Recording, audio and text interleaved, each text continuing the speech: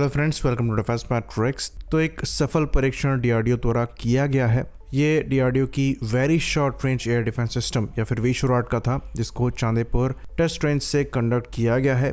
इस टेस्ट की खास बात ये थी कि ये फाइनल डिप्लॉयमेंट कॉन्फ़िगरेशन में कंडक्ट किया गया था, यानी कि जो वेपन है ये ट्राइपॉड में माउंटेड था और जैसे कि आप देख सकते हैं इसको जैसे डिप्लॉय किया जाना है वैसे ही फायर किया गया था। और यहाँ पर जो और ख़ास बात थी वो ये थी कि जिस टारगेट को डिस्ट्रॉय किया गया है उसको रिड्यूस्ड थर्मल सिग्नेचर के साथ फ्लाई किया जा रहा था और ये एक लो फ्लाइंग ड्रोन की तरह एक्ट कर रहा था। तो यहाँ पर टारगेट को एंगेज भी किया गया और पूरी तरीके से डिस्ट्रॉय भी किया गया। तो एक तरीके से आप कह सकते हैं ये काफ़ी सक्सेसफुल ट्रायल था। तो यहाँ पर जो इंटरेस्टिंग चीज़ थी वो ये थी कि जिस टारगेट को यहाँ पर डिस्ट्रॉय किया गया है उसका जो थर्मल सिग्नेचर था वो काफ़ी लो था, जो कि आजकल के ड्रोन्स के लिए होता है। यानी कि इस वीशोराट को एंटी ड्रोन ऑपरेशंस के लिए भी बनाया गया है। तो जैसे कि हम जानते हैं वीशोराट का डेवलपमेंट जो है ये डीआरडीओ की लैब द्वारा किया गया है, जो कि रिसर्च सेंटर इमारत है और यहाँ पर सहयोग दूसरे डीआरडीओ लैब्स का भी मिला है। साथ ही यहाँ पर प्राइवेट प्रोडक्शन पार्टनर है जिसमें अडानी डिफेंस आती है। तो जैसे कि हमने बताया यहाँ पर जो टेस्ट है ये फाइनल डिप्लॉयमेंट कॉन्फ़िगरेशन में किया गया है और इसमें ट्राइपॉड वेपन लॉन्चर को यूज किया गया है, लेकिन इसे शोल्डर लॉन्च भी करने की कैपेबिलिटी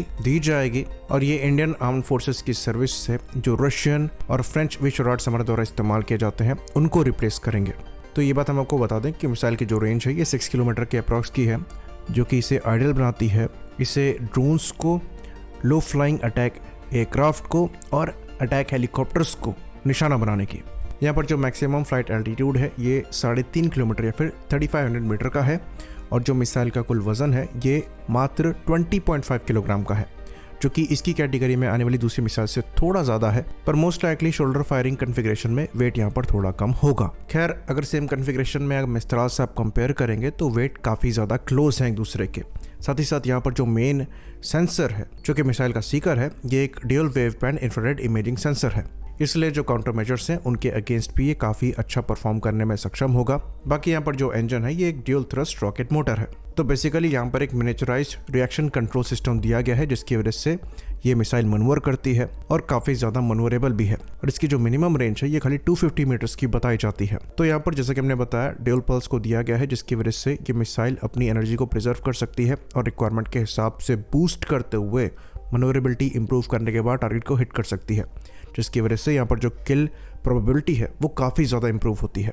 बाकी इसके एडवांस सीकर को चकमा दे पाना भी मुश्किल है। काउंटर मेजर्स इस्तेमाल करने के बावजूद ये टारगेट का पीछा नहीं छोड़ती है। इसके पीछे जो रीज़न है वो ये है कि ये हीट को सीक करने के बजाय टारगेट की इमेज का पीछा करती है। तो सीकर के पास ये कैपेबिलिटी है कि वो काउंटर मेजर और टारगेट के बीच में डिफरेंशिएट कर सके और टारगेट का पीछा ना छोड़े, तब भी जब काउंटर मेजर और टारगेट के प्रपल्शन सिस्टम में थर्मल सिग्नेचर का बहुत ज़्यादा डिफरेंस हो। तो इस मिसाइल सिस्टम की बहुत बड़ी रिक्वायरमेंट एग्जिस्ट करती है, यहाँ तक कि इसको फ्यूचर में as a air to air missile भी इस्तेमाल किया जा सकेगा। साथ ही साथ ये कॉस्ट इफेक्टिव मिसाइल्स कल को ड्रोन्स को डिस्ट्रॉय करने में भी as an air to air system की तरह इस्तेमाल करी जा सकेंगी, क्योंकि ये दूसरी एयर टू एयर मिसाइल्स के कंपैरिजन में काफ़ी ज़्यादा चीपर होंगी और क्योंकि वजन यहाँ पर हल्का है तो इनको अच्छे खासे नंबर्स में कैरी भी किया जा सकेगा। तो मोस्ट लाइकली हमारे जो attack helicopter French air to air missile fire करते हैं उनको ये मिसाइल फ्यूचर में रिप्लेस करने वाली है और इस ट्रायल के बाद अब अच्छे खासे चांसेस एग्जिस्ट करते हैं कि इनके ऑर्डर्स भी जल्द से जल्द दिए जाएं।